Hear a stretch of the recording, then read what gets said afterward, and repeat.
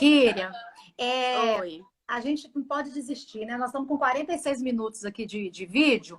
Eu não quero deixar muito extenso, porque depois as pessoas às vezes não têm muita paciência de ouvir, de assistir. Eu queria te fazer duas perguntas assim para a gente ir caminhando para a conclusão. Primeiro, qual foi assim o caso que você conduziu que mais te chocou na sua história, na sua carreira, né? Eu não sei nem quanto tempo você tem de experiência nessa, né, com delegacia de mulheres. Eu queria até que você dissesse, porque eu não sei a quantos 7 anos. anos. 7. 7 anos. E qual foi a situação assim mais grave que você ficou chocada? E o que você acha da previsão do feminicídio? Porque faça aquela divisão entre femicídio e feminicídio, e me parece que o Código Penal ele acabou retrocedendo, quer dizer, a alteração do Código Penal acabou retrocedendo, eu digo contra a Lei Maria da Penha, porque a Lei Maria da Penha a gente ainda trabalha com a categoria de gênero. E no caso do Código Penal, me parece, eu estava até escrevendo sobre isso uns dias atrás, que trabalha ainda com o conceito de sexo. Então, rigorosamente, uma mulher trans não pode ser vítima de feminicídio, haja vista que né, um ramo típico do direito, é o tipo penal, ou não? Ou essa minha leitura aqui não está equivocada? Como é que você entende a previsão, eu digo, quanto a crime, né, do feminicídio no Brasil? É uma questão de gênero ou ainda está muito apegada à questão do sexo? Olha, eu entendo como uma questão de gênero, mas gera vários problemas. Por exemplo, nós já temos, mas são recentes, decisões judiciais que vão ratificar o que nós, que trabalhamos com isso, sempre dissemos, que a mulher trans é mulher. Obviamente, ela pode ser vítima de algum crime praticado no âmbito da Lei Maria da Penha. Então, vamos atendê-la do mesmo modo que atendemos todas as mulheres. A competência é da Delegacia Especializada de Atendimento à Mulher. Quando você traz o feminicídio, que foi incluído como um tipo, né, de homicídio, e você diz que apenas a questão da mulher ali seria alguém do sexo feminino, genitália feminina, é uma interpretação que não leva em conta que o feminicídio é um crime praticado no âmbito da Lei Maria da Penha. É um crime de uma violência de gênero tanto quanto os crimes que a gente pega a interpretação da Lei Maria da Penha. Então, não vejo problema nenhum quanto a isso. O que eu vejo de dificuldade prática é o seguinte: em Minas, os feminicídios, a não ser em Belo Horizonte, onde já foi criada uma delegacia especializada em feminicídio. Então, em Minas e em vários estados, os feminicídios ainda são investigados pelas delegacias de homicídio. Vejam só. Então, eu acho que trazer uma investigação de qualquer crime de gênero para o âmbito da delegacia de atendimento à mulher é um direito dessa vítima. Como eu disse aqui, trata-se de um crime diferenciado, de uma investigação que também deve ser diferenciada. Inclusive, em relação ao que eu mencionei aqui, de você investigar condutas anteriores que levaram à progressão e culminaram no feminicídio. Então, eu acho que, por mais que a gente pegue a questão do tipo penal ser sempre específico, você simplesmente o interpreta à luz do que fundamentou o tipo do feminicídio, que é a Lei Maria da Penha. Então, sim uma violência de gênero, e as mulheres trans podem ser, sim, vítimas desse crime. Ou seja, agora, em relação... uma conexão imprescindível, né? A Lei Maria da Penha com a alteração do Código Penal. Não vejo, assim, dificuldade nenhuma nisso, e nunca tive também nenhum questionamento prático, não. Sempre interpretei desse modo. Até porque, pra gente que milita na área, a inclusão do tipo feminicídio é uma conquista de quem luta contra a violência de gênero. Então, a fundamentação disso e os motivos estão vinculados à Lei Maria da Penha. Sim, sim. Você conhece algum julgado? Quer dizer, já tem algum julgado nesse de feminicídio? Não conheço. Conheço não. apenas de inclusão das mulheres trans, que, como eu disse pra gente, isso é absolutamente natural e óbvio, como vítima de crimes relacionados à Lei Maria da Penha. Porque se você for verificar, a Lei Maria da Penha, ela não traz crimes. O único crime que ela traz é o do 24A, de descumprimento, né, de medida protetiva, que foi incluído depois. Então, ou seja, a Lei Maria da Penha, ela serve de fundamentação para a gente interpretar crimes que ocorram tendo a violência de gênero como fundamento. Então, a gente não diz assim, olha, se a gente disser um furto da Lei Maria da Penha, eu estou dizendo o tipo do 155 do Código Penal, mas ele é interpretado à luz da Lei Maria da Penha, e a Lei Maria da Penha é utilizada se é o companheiro que subtraiu um objeto da vítima, da companheira, entendeu? Então, essa interpretação a gente já fazia para todos os outros crimes. E estamos fazendo também agora para o feminicídio. Entendi. Agora, em relação ao caso que você perguntou, a gente tem um caso aqui em Diamantina que eu menciono muito em algumas palestras, que nós chamamos até de caso paradigma.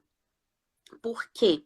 Porque esse caso, ele mostra para mim a importância da criação de redes de atendimento e, de um lado contrário, ele mostra como que tudo é falho quando as instituições não se comunicam. Eu mencionei aqui, por exemplo, a falta de comunicação das instituições policiais com o judiciário, que pode gerar uma mulher e um sujeito saírem da delegacia tendo medidas protetivas concedidas e a mulher ser morta, ou pode gerar uma prisão injusta de alguém que não tem uma medida. Ao mesmo tempo, quando a gente fala de violência sexual, a falta de vinculação e de diálogo entre instituições de saúde e instituições policiais também gera esse tipo de problema que pode culminar na perda da vida de alguém. A gente teve um caso aqui de uma menininha de 7 anos de idade que era abusada pelo pai. Essa menina, ela contou essa história para a professora, e a professora conversou com a orientadora, supervisora da escola, entendeu que não era o caso de se fazer nada, que não era... o termo que eu sempre uso é o termo que foi usado por elas quando me disseram, não é problema nosso, né? A nossa missão é a educação. Essa mesma menina teve uma doença sexualmente transmissível e foi aos 10 anos de idade. Então, veja, eu já tinha 3 anos que ela estava sendo abusada. E ela foi para um posto de saúde. Nesse posto de saúde, ela foi atendida pela enfermeira, foi atendida pelo médico, foi medicada, inclusive, para essa doença sexualmente transmissível. E aí eu pergunto, eu não sou da área da saúde, né? E eu, sendo leiga, sei como é que você contrai uma doença sexualmente transmissível. E você, enquanto profissional da saúde, atende essa criança e você não pensa que existe algo errado por ela ter uma doença sexualmente transmissível? Ela foi até esse posto de saúde no mínimo 3 vezes. Todas as vezes foi medicada, mas a doença era reincidente. Por quê? Porque os fatos continuavam acontecendo. E ninguém se preocupou, não vou dizer, talvez preocupou com a saúde, o que eu quero dizer é, ninguém se preocupou ou se responsabilizou enquanto profissional sobre tomar providências em relação a essa criança. Essa criança foi internada numa instituição de saúde aqui, teve um problema muito sério no útero em função dessa doença. E a delegacia de mulheres, eu especificamente fiquei sabendo disso através de um médico que é legista, ou seja, trabalha comigo e trabalha nessa instituição de saúde. Por acaso, fiquei sabendo assim, exatamente por acaso, como uma fofoca, olha, está sabendo dessa menina assim, já tem demanda instaurada. E aí nós instauramos a demanda, fomos entender o que estava acontecendo. Depois essa menina, inclusive, foi abrigada numa casa-abrigo, porque a mãe permaneceu defendendo, né, o pai, e ela ficou muda. Não é muda biologicamente, fisiologicamente, não sei como é que diz. Ela parou de falar. Por questões psicológicas. Quando eu a conheci, ela era uma menina de 11 anos de idade que tinha olheira. Foi a primeira vez que eu vi uma menina de 11 anos com olheira e ela não falava. E as pessoas que trabalhavam na casa-abrigo me disseram, ela não fala. Desde que ela chegou aqui, ela nunca deu uma palavra.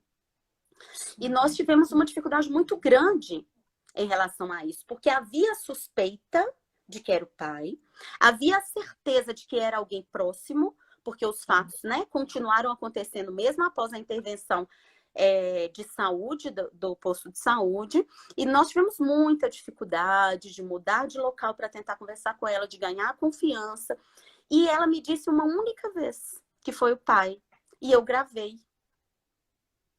eu fiz uma gravação dessa minha entrevista com ela. E aí depois o pai foi condenado. Aí eu a conheci, aí até aí a gente pensa como é o judiciário, né? Eu lidei com esse caso logo que eu cheguei aqui. A audiência foi ano passado, a audiência de instrução. Ele foi condenado no ano passado.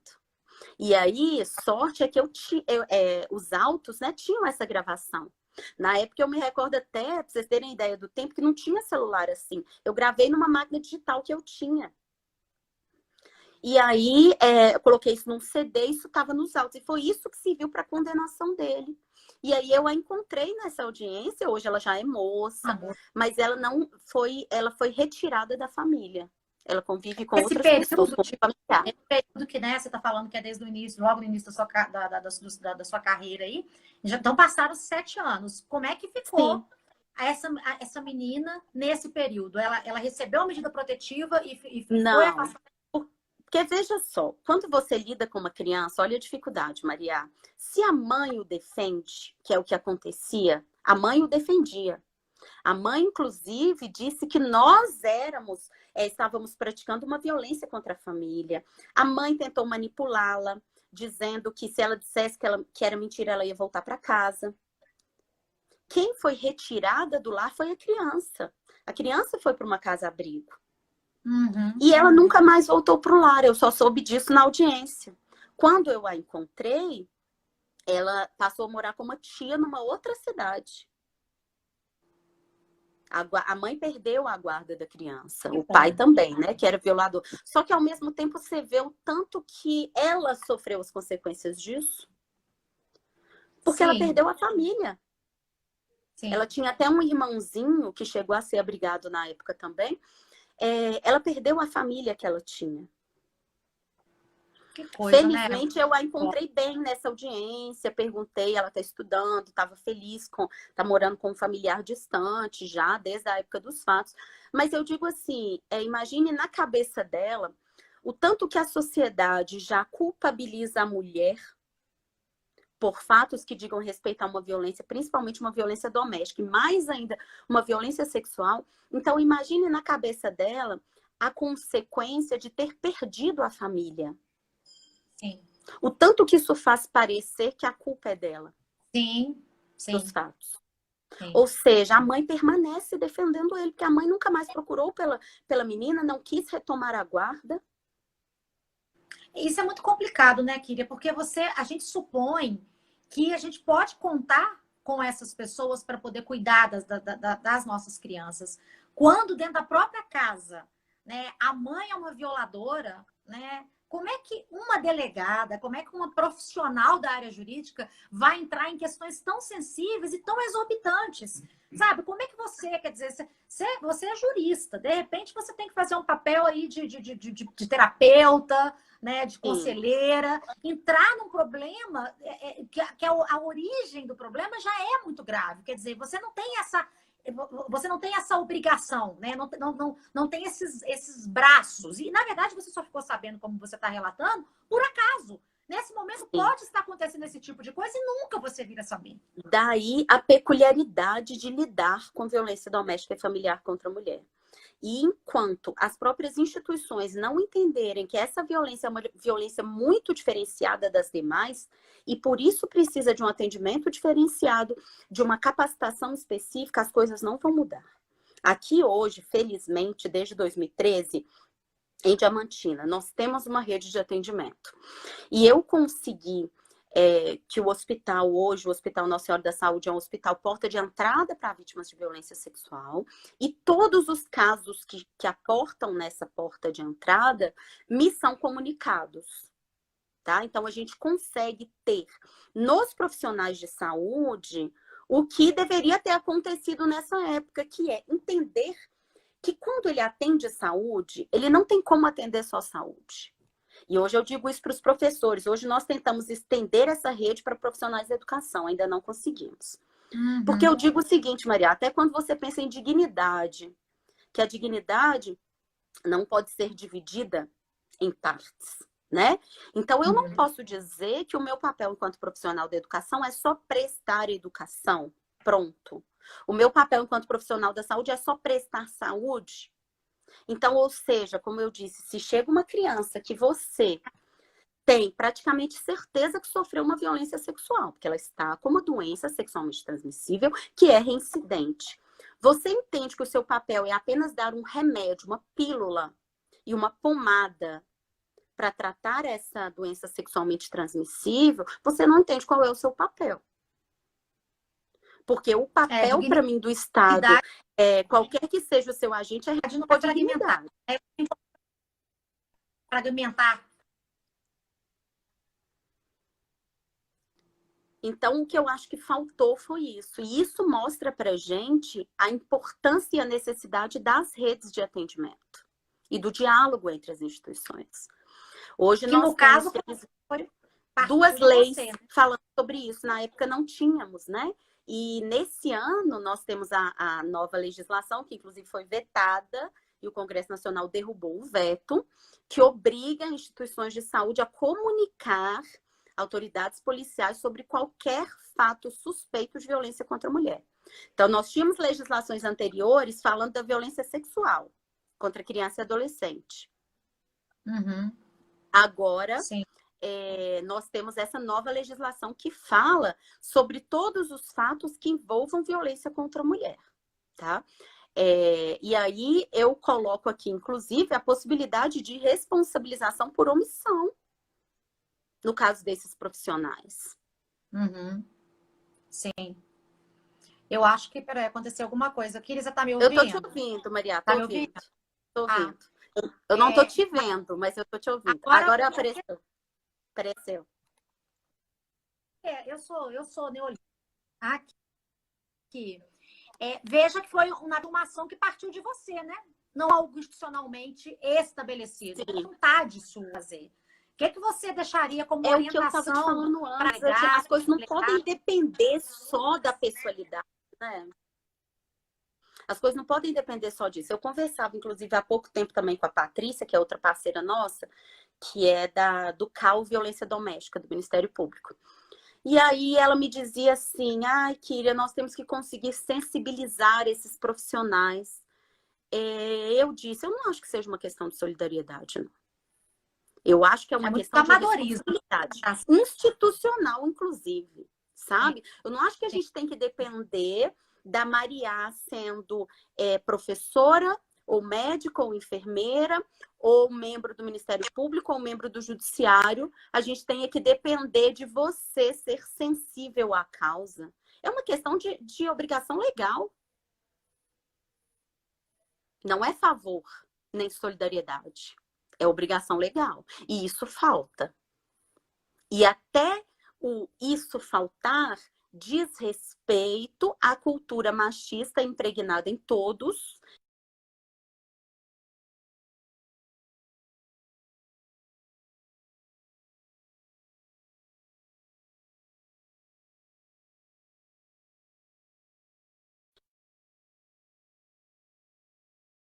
Não é uma questão de sugestão, não é uma questão de opinião, não. É uma questão de obrigação legal. Se você é servidor público, de qualquer área, é uma questão de obrigação legal. Ô, Kíria, você é referência em Diamantina, não só pelo trabalho que faz na linha de frente, mas por todo esse trabalho de informação, de formação, de conscientização, né? Como é que você, assim, conjuga essas vocações e em que momento da sua vida você achou que trabalhar nos bastidores era fundamental para poder evitar essa bola de neve? Porque as pessoas sabem quem é você em Diamantina, então é muito mais fácil numa cidade onde sabe que aquela delegada é referência, que ela tem sensibilidade, que ela fala do tema, ela é ouvida pelas pessoas, e eu tenho a segurança de desabafar, ir lá e contar a minha história, do que numa capital, num lugar onde que a delegada ou ela não tem essa disponibilidade, ou ela não tem essa percepção pedagógica. Quer dizer, você construiu uma imagem, isso facilita. Eu quero dizer o seguinte, você recebe muitos chamados, né, muitas demandas por essa postura que você tem disponível, né, e de compreender esse fenômeno de uma maneira mais complexa e cultural? Recebo. Só que ao mesmo tempo que eu penso é que isso sendo considerado uma experiência exitosa, deveria ser expandido. Eu digo até muito para minha equipe, olha, esse atendimento, o atendimento humanizado, esse modo diferenciado que a gente buscou de promover esse atendimento, que na verdade nada mais é do que cumprir o que a legislação diz, ele tem que independer de mim. Eu digo muito isso para eles, porque eu falo o seguinte, se o atendimento depende só de mim, de um modo ou de outro, parece que nada foi ensinado, sabe? Esses atendimentos humanizados, e essa questão de você modificar, inclusive uma cultura institucional, né, de atendimento, ou ela vai ser ampliada, ou ela vai sempre ficar restrita a um local só, se continuar dependendo de pessoalidades. Uhum, eu sim. fico muito honrada, né, de ouvir isso vindo de você, do trabalho, né, que você já conhece, que a gente já se encontrou em diversas situações, que vamos nos encontrar na UFMG ainda. Mas o que eu quero mais, o que eu acho assim que seria coroar um trabalho e mostrar que foi um trabalho bem realizado, é se isso continuasse e se isso pudesse ser expandido. Eu recebo, sim, muitas demandas de atendimento pessoal. Faço todos, podendo, faço todos. Mas eu digo muito para minha equipe, para as pessoas que me procuram, que esse atendimento ele tem que acontecer independentemente de mim. Sim. E você trouxe para o governo do estado um projeto, né, virtual, que foi implementado graças ao seu trabalho, à sua pesquisa, né, e o seu esforço político. Como é que foi esse projeto? Como é que você conseguiu implementar esse projeto que parece que é pioneiro no Brasil? Sim, é pioneiro no Brasil. E, na verdade, com a alteração da Lei Maria da Penha de outubro do ano passado, houve até a obrigatoriedade do CNJ criar o que nós já criamos aqui. E eu até faço um apelo aqui para dizer que é uma situação urgente e que o CNJ até hoje sequer se manifestou sobre isso. Nós criamos aqui um banco de dados online de medidas protetivas. Aí, para a pessoa entender a necessidade disso, eu preciso primeiro explicar. E quando a gente explica, as pessoas sempre se assustam, porque ninguém acredita que a realidade é essa. Mas eu preciso dizer, a realidade é essa no Brasil inteiro, que é a falta de integração entre as decisões referentes a medidas protetivas do Poder Judiciário e as autoridades policiais. Ou seja, se você pede uma medida de proteção, você consegue essa medida de proteção. E aí, o sujeito, o agressor, descumpre essa medida de algum modo. Você espera que seja a polícia responsável por fiscalizar isso e prender esse sujeito. Uhum. Entretanto, quando você aciona a polícia não tem acesso, nem no modo online, a esse processo para saber se você está dizendo a verdade quanto a ter uma medida protetiva quanto àquele sujeito, os limites dessa medida, ou seja, se ele só não pode se aproximar de você ou também não pode se aproximar da sua casa, também não pode ter contato com os filhos, e também não sabemos nem se essa medida ainda está em vigor. Porque em algumas comarcas, sem previsão legal, muitos juízes têm colocado prazo nas medidas protetivas, que a gente entende, inclusive, ser ilegal isso. Porque dá à vítima a responsabilidade e um ônus de comparecer no judiciário para manter essa medida protetiva. Entendemos que esse ônus não deveria ser dela. Mas, de todo modo, sabendo que há juízes, inclusive, que colocam prazo, como que a gente vai efetuar a prisão de um sujeito em flagrante?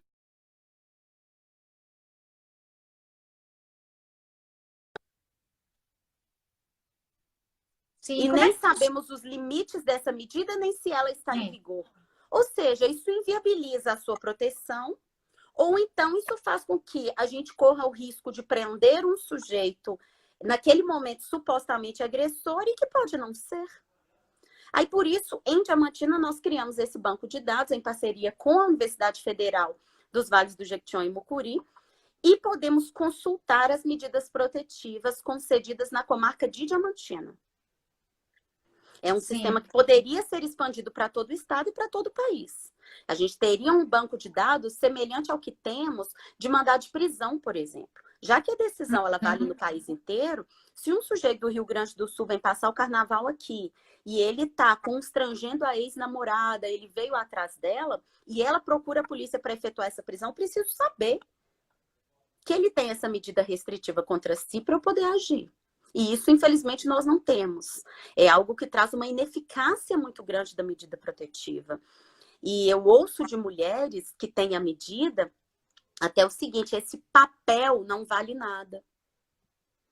Temos várias situações de sujeitos que rasgam o mandado que contém a decisão de medida protetiva, né? Isso é até mais trágico do que cômico. Mas ele pensa, e muitas vezes até ela acredita, que rasgando aquele papel, não tem mais nada contra ele. E nós não temos como consultar isso. Várias situações de mulheres que chegam: eu tenho medida protetiva, mas eu não tenho papel porque ele rasgou.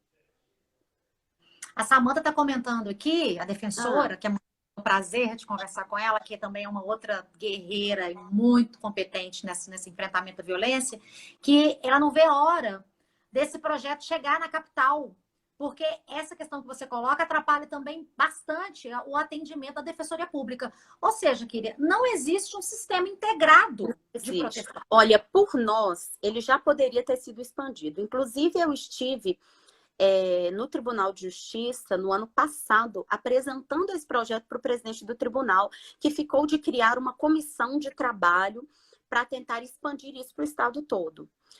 A questão é que a legislação veio em agosto e obrigou o CNJ a criar esse banco de dados. Então, eu acho que os tribunais estão aguardando que o CNJ crie. E o CNJ até hoje não se manifestou sobre isso. Ou seja, já temos uma experiência exitosa. Poderia simplesmente ser expandida. Mas, pelo que eu estou percebendo, acho que eles vão criar um novo banco de dados, como a outra tecnologia, talvez a mesma do banco de dados de mandado de prisão, que demorou muito, inclusive, para ser criado. Então, a expectativa que tínhamos de que isso fosse expandido, ela parou um pouco quando houve essa legislação, porque não houve manifestação nenhuma do judiciário no sentido de expandir o projeto que nós já temos. Vamos tentar retomar esse projeto, porque hoje nós temos a sorte, eu digo nós mineiros, de termos como coordenador da Escola Nacional da Magistratura o desembargador Caetano Levi Lopes. E ele é professor também, acadêmico, e tem tem extrema boa vontade com esses projetos, porque no final das contas é um projeto de integração para facilitar, inclusive, o acesso à informação das pessoas. Então, eu considero que um sistema dessa natureza, a partir de uma comissão montada, é um projeto também pedagógico, é um projeto que envolve, né, pesquisa, envolve discussão, envolve debate. Vamos fazer um apelo para ver se a gente consegue retomar essa agenda de Minas. E sempre que a gente fala sobre ele, é interessante que, assim, o tanto que as pessoas não sabem como que isso funciona. Quando a gente fala sobre isso, inclusive quando eu mencionei no próprio Tribunal de Justiça, muitas pessoas que trabalham com isso diariamente, mas trabalham, né, pelo judiciário, não sabiam que a gente não tem acesso a isso. E aí, quando a gente diz, as pessoas se indignam: mas como assim vocês não têm acesso? Olha, nós não temos, porque fica em segredo de justiça no site do TJ. Eu não tenho um acesso ao site do TJ diferente das demais pessoas, né? Por ser policial, eu não tenho esse acesso. Então, eu só consigo acessar o processo. E como é que você diz para a vítima que ela tem que manter o número do processo? Parece, né? Você está sendo chamada de diva, de maravilhosa, de humana, que não é só a competência técnica, que é também o carinho com o qual você abraça as causas. E a gente está dando um azar que está caindo toda hora, que ele não está. É o áudio, né? Tá ruim, eu paro de te ouvir. Ninja. A gente é ninja. Tá todo mundo falando que vai conectar de novo. Deixa eu te fazer uma pergunta. Nós sempre lutamos contra todas essas forças, Maria. Toda vez que a gente se encontra. Lembrei do Jango aqui, forças ocultas inexplicáveis que levaram ele para a China comunista. Mas aqui, como que tem sido o atendimento nesse período de quarentena? Você está em plantão? Obrigada, Anne, me chama de diva também. A diva poderosa aqui é essa delegada, assim, eu morro de orgulho dela.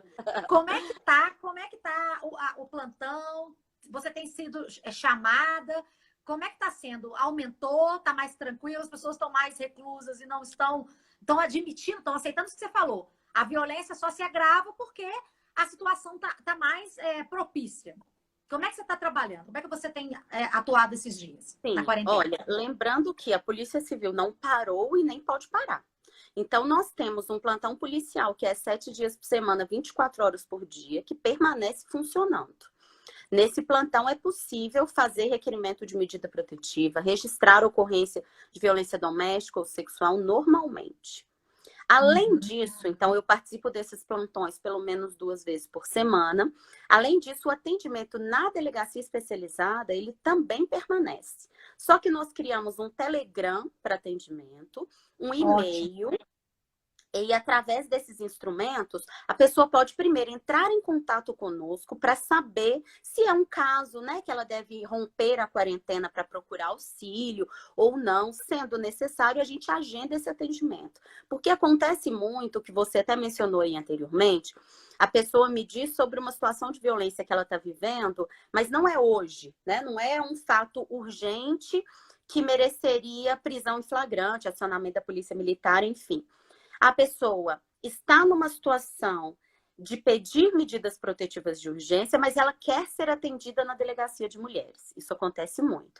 E aí, o que a gente tem feito, então? A gente agenda esse atendimento. Sim, tem uma pessoa aqui pedindo para poder disponibilizar o contato, os contatos do Telegram para que as pessoas Sim. possam acessar vocês. Vocês Qual querem que é que eu diga aqui ou escrevo depois? Ó, o telefone, de todo modo, eu vou dizer, né? O telefone fixo é o 38 3531 6650. O Telegram é @deandiamantina, D de delegacia, E de especializada, A de atendimento, M de mulher. Deandiamantina. O e-mail é do mesmo modo, deandiamantina@yahoo.com.br. E o telefone celular é o 31 97558 3029. Tá registrado então, aqui. Eu não vou clicar na tela para poder digitar, porque está desaparecendo. Mas você tem Por quaisquer desses meios a gente responde, a gente agenda, se for necessário um atendimento presencial, prestamos também assessoria, consultoria, o que a pessoa quiser, para saber, olha, minha situação é uma situação de pedir medidas protetivas, não é? Posso agendar, posso ir direto num plantão, preciso ir na DEAN, tá? Pois é, então, como a gente faz um pré-atendimento. Sim, Oi? estão me pedindo aqui para poder eu depois deixar no meu stories, Sim. mas vai ficar porque eu estou gravando. Tem havido demanda, Kiri, assim, nesse momento? Vocês estão, tá, o fluxo continua. A coisa tem havido demanda, e eu preciso mencionar aqui uma outra situação que eu até vi esses dias. Para quem não conhece, eu até digo para conhecer o movimento Justiça de Saia, que foi implementado por uma promotora, que é muito interessante, a gente participa.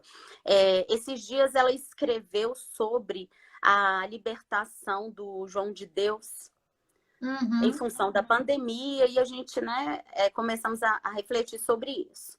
E aí, pegando o gancho nessas liberdades provisórias que estão sendo concedidas em função da pandemia, independentemente das possibilidades legais, eu preciso dizer que a gente está tendo uma demanda maior de descumprimento de medida protetiva. Por quê? O sujeito estava preso. A situação que aconteceu essa semana. O sujeito foi preso no domingo, foi concedida para ele liberdade provisória, crime de ameaça. Porque o judiciário, de um modo ou de outro, está tentando não superlotar os presídios. Então, a análise sobre a concessão de liberdade provisória, ela está sendo feita também sob a ótica da pandemia. E o sujeito foi liberado na segunda-feira, concedida liberdade provisória e medidas protetivas. Hoje ele já descumpriu. Ou seja, ele entende, e a família também entende, que nada foi feito. Porque ele ficou, segundo a explicação da vítima, ele ficou na delegacia domingo, inclusive estava super agressivo, ela entendeu que ele estava sendo preso. De fato, ele foi preso. Mas hoje, ele já retornou na residência, novamente ameaçando, agressivo. Ela não tinha sido nem intimada da concessão das medidas protetivas. Vejam a gravidade disso. Sim, então, a gente está tendo uma situação, mais do que de concessão de novas medidas, estamos tendo uma demanda de descumprimento de medidas protetivas, inclusive por sujeitos que estavam presos e foram liberados em função da pandemia. E eu creio que isso ainda vai aumentar. Sim. A defensora Samanta está dizendo que você fez um trabalho de excelência em Diamantina. Será nossa palestrante no primeiro seminário das defensorias especializadas na defesa dos direitos da mulher. Já tem um convite público aqui. Estou aguardando ansiosa. Que bom, viu? Esse Que bom. seminário. Eu vou estar lá. Estaremos aí em Belo Horizonte. Ele estava agendado agora para o final de março, né? E teve que ser adiado em função da pandemia. Essa questão que você colocou, querida, eu já estava conversando com uma pessoa que estava me relatando o seguinte, que no bairro de Lourdes tinha 4 assaltos por mês, que agora está acontecendo praticamente 4 por dia. E que, por que isso está acontecendo? Às vezes a pessoa ela é presa num dia, mas é liberada no dia seguinte, porque por causa da questão, né, da pandemia, enfim, de evitar aglomerações, e aí volta lá e continua praticando crime. Inclusive, o escritório do meu marido foi arrombado, invadiram e tal. E aqui tem uma provocação pedindo para poder você falar um pouco da subnotificação.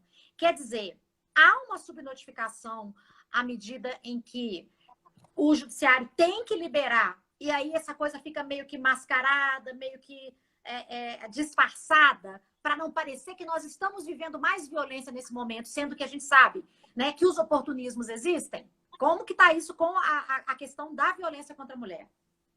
Olha, como eu mencionei, a violência contra a mulher, ela já é muito subnotificada. E, obviamente, a falta de um atendimento humanizado gera uma subnotificação ainda maior. Então, nós temos a seguinte situação. Da mulher que vive, como eu mencionei aqui, já há algum tempo, uma violência que é psicológica, ou uma violência que entendeu ainda que está com a necessidade de pedir medidas protetivas, e em função da pandemia e da quarentena, essa violência ela vai progredir mais rapidamente. Então, ela vai ter que buscar ajuda em algum momento. Ou então, a gente vai chegar no ápice, que é o feminicídio. A gente tem a outra situação, que é a situação das mulheres que muitas vezes procuram providências, seja providência através do 180, através da Polícia Militar, da própria Polícia Civil, de outros órgãos, Ministério Público, por exemplo. Aqui nós não temos defensoria, né? Até já comento, já fiz um apelo ao Defensor Público Geral falando sobre a necessidade disso aqui na comarca, mas enfim. Então as pessoas ainda procuram até o Ministério Público para questões atinentes à defensoria. E aí, se essa pessoa ela não recebe um atendimento que lhe dá uma confiança de que a situação dela vai ser resolvida, de que ela vai ficar protegida, ela não procura mais. Então, nós temos até essa subnotificação. A pessoa procura uma vez, ela é orientada. Se ela for mal orientada, se ela não for bem recebida, não tiver confiança nesse atendimento, não perceber o que eu acho mais importante nesse atendimento, não perceber que nós nos colocamos no lugar dela, entendemos o que ela vive, entendemos todas as dificuldades de se libertar de um relacionamento abusivo, ela não vai voltar. E ela vai continuar nesse relacionamento. Então, nós temos a subnotificação, como eu disse, de alguém que nunca nos procurou, mas, infelizmente, também é muito comum de alguém que diz assim, eu registrei ocorrência, mas o policial me tratou desse jeito, eu desisti. Ou eu registrei ocorrência, a minha medida não foi concedida, porque temos isso também, até falando para a defensora um assunto que nós vamos debater nesse seminário, falando sobre a dificuldade que ainda existe para a concessão das medidas por parte de alguns profissionais. Tanto do judiciário quanto do Ministério Público. Ainda temos juízes com o absurdo de só conceder medidas se houver representação criminal. Já sabemos que são situações completamente diferenciadas, né? O inquérito policial, o processo penal, do requerimento de medida de proteção. Temos situações em que o Ministério Público entende que tem que pedir diligências em medidas protetivas, ou seja, só as palavras da vítima não são suficientes para a concessão de uma proteção, que também é um absurdo.